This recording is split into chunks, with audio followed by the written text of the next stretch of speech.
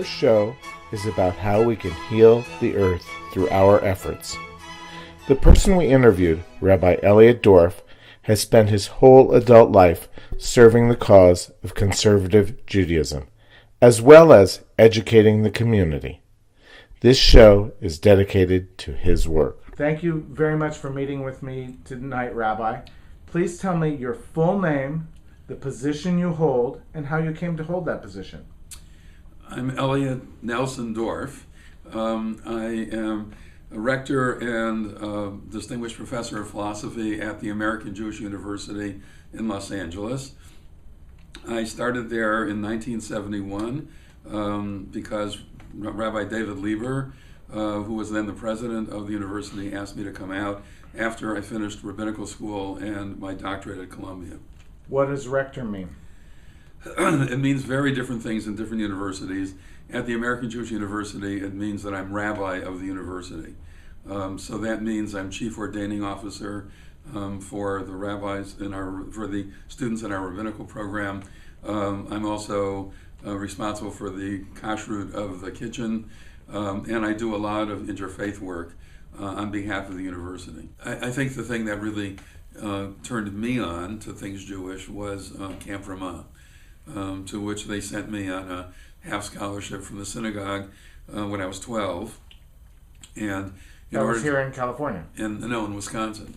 It was actually the very first Ramah built in 1947. But I first started in 1955 when I was 12. In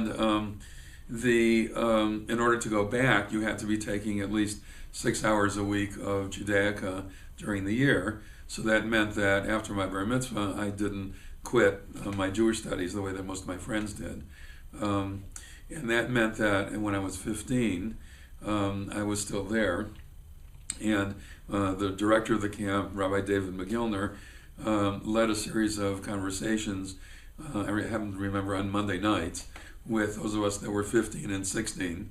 And he started out by saying, how many of you keep kosher at home and out? And a certain number of people raised their hands. How many of you don't keep kosher at all? And a certain number of people raised their hands. How many of you keep kosher at home but not out, which is what my family did? And he said, as you people, I don't understand, because we were inconsistent. It's like Israelis. That's right. Israelis do that. And then he was on the attack. I mean, he was basically saying, why would anybody in his or her right mind believe any of the things that Judaism asserts or do any of the things that Judaism would have us do? And he started out with concrete things like kashrut and Shabbat, and then went to more abstract things like revelation and prayer and God. And over the course of the 8 Mondays of that summer, he made it clear to me and to the rest of us that he made it clear to us that you didn't have to turn off your mind to be seriously Jewish. That quite the contrary, here was somebody who was really invested in the Jewish tradition, and he was not only willing but actually eager to ask all of the questions that would turn the whole thing over, turn over the entire apple cart. Please tell us what is so important about forgiveness as you teach at the Fuller Theological Seminary. I was once asked to talk to 5,000 evangelical Christians at the San Diego Convention Center.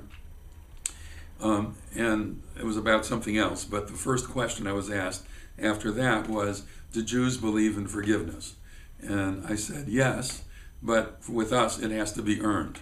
And you heard 5,000 evangelical Christians go, right, because for one of the real lures for Christians is that you're forgiven even before you sin.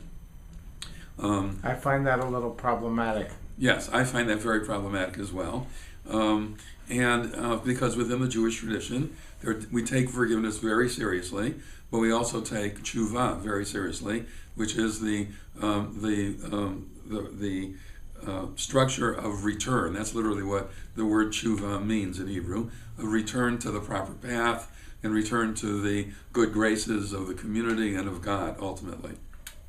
In order to do that, one has to, first of all, acknowledge that you've done something wrong. Then you have to show remorse for it and ask for forgiveness from the person. You say that I'm sorry to the person that you've wronged. Then you have to do whatever you can do to restore what you have done, what you have taken away, whether that means restoring money, whether that means restoring a person's reputation, if you have slandered somebody or something on that order. But you do what you can in order to repair the wrong that you've done. And then, according to the tradition, you really have not done all of tshuva until the same kind of situation happens again, and you act differently. Because the Jewish tradition really is a tradition that focuses on action. Aren't there two more requirements? One, that the person forgive you, right, in order for God to forgive you. Well, the other person, once you have done everything that you can do in this process of tshuva, then the other person is actually obligated to forgive you. And if that person doesn't, then that person's friends are supposed to talk to that person in order to try to convince that person to forgive you once, twice, three times. And ultimately, if the person refuses to do so, even if you have done all of the steps of tshuva, then that person has now committed a sin, because we really do believe in forgiveness when it is warranted.